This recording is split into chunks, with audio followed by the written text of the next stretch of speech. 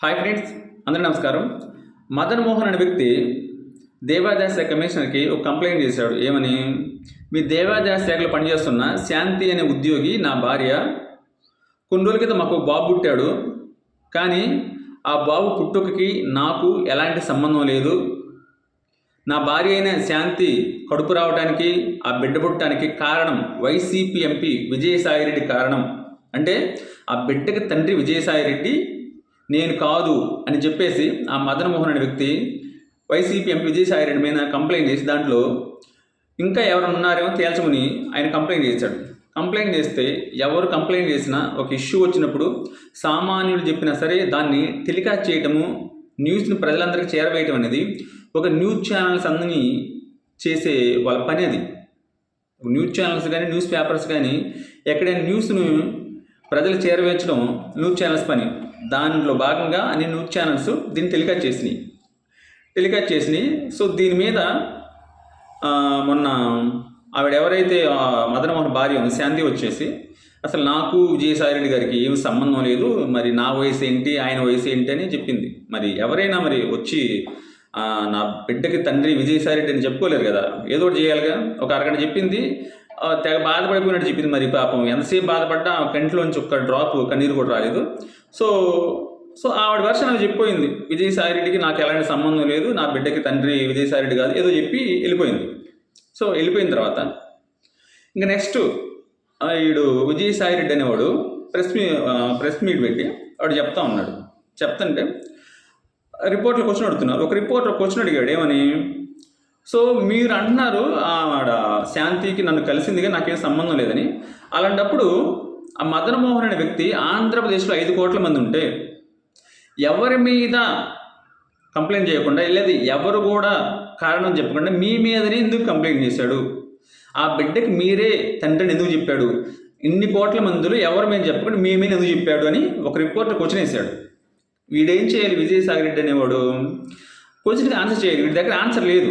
వీడి దగ్గర ఆన్సర్ లేక, వీడు చేసేది ఏం లేక, దానికి ఆన్సర్ చెప్పలేక ఆ రిపోర్ట్ నోటుకొచ్చినట్లు, ఒరే ఏంట్రా క్వశ్చను? మీరు ఆ విజయసాయిరెడ్డి గారి ప్రెస్ మీట్ని ఎవరైనా చూడండి. ఆ రిపోర్టర్లు అడిగే క్వశ్చన్లకి వీడి దగ్గర సమాధానం చెప్పలేక ప్రతి ఒక్క రిపోర్టర్ని ఒరే తొరే అనుకుంటా నోటు కూర్చొని మాట్లాడాడు, సమాధానం చెప్పలేదు. సో ఆడి కర్మ ఏదో, వాడు ఈ వయసులో వాడు చేసిన ఈ రాశిలీలలో ఇదంతా బయటకు వస్తుందని చెప్పేసి ఒక అక్కస్తోటి వాడి దగ్గర సమాధానం లేక, ఈ ఎదవ నేను చాలా వీడియో చేశాను, ఎవరిని కూడా బూతులు తిట్టలేదు, కానీ ఈ నా కొడుకుని తిడుతున్నాను. ఎందుకంటే ఎవరైనా వీడికి అన్యాయం జరిగితే ఆ వ్యక్తి, వీడికి ఎవరు నష్టం జరిగితే ఆ వ్యక్తి పేరు మీద పెట్టి తిట్టాలి. అలా కాకుండా రిపోర్ట్లు అడిగే క్వశ్చన్లకి వీడు సమాధానం చెప్పలేక కమ్మ కులం పేరు తీసుకొచ్చి కమ్మ కులం అని మెలిసి కులాన్ని అంటగడుతున్నాడు వీడు. లుచ్చా నా కొడక విజయసాయిరెడ్డిగా, దగులుబాజీ నా కొడక, నీకు అసలు కమ్మ కులానికి నీకు సంబంధం, అసలు కమ్మ కులం ఎందుకు తిట్టావరా? అసలు అక్కడ నీకు కులం పేరు తీసుకురావాల్సిన అవసరం ఏంటి? అక్కడ నీకు రిపోర్టర్లు క్వశ్చన్ అడిగా, నువ్వు సమాధానం ఉంటే నీ దగ్గర సమాధానం చెప్పలేదు, చెప్పు, లేకుంటే మూసుకో, కింద పైన మూసుకొని ఉండు. అంతేగాని వాళ్ళు అడిగిన క్వశ్చన్ సమాధానం చెప్పలేక ఎవరికో కడుపు చేసి నీకు కన్న కూతురు వయసున్న ఒక లేడీ కడుపు చేసి నీ దగ్గర సమాధానం చెప్పలేక మధ్యలో కులాన్ని తీసుకొచ్చి కమ్మ కులాన్ని తిడుతున్నారేంట్రా? 2019 నుంచి 2024 దాకా వైసీపీ చెత్తనా కొడుకులు అందరూ మా 5 సంవత్సరాలు కమ్మ వాళ్ళకి సంకనాకారు, ఇంకా సరిపోలేదంటారు మా కమ్మ వాళ్ళ సంకనాకడం.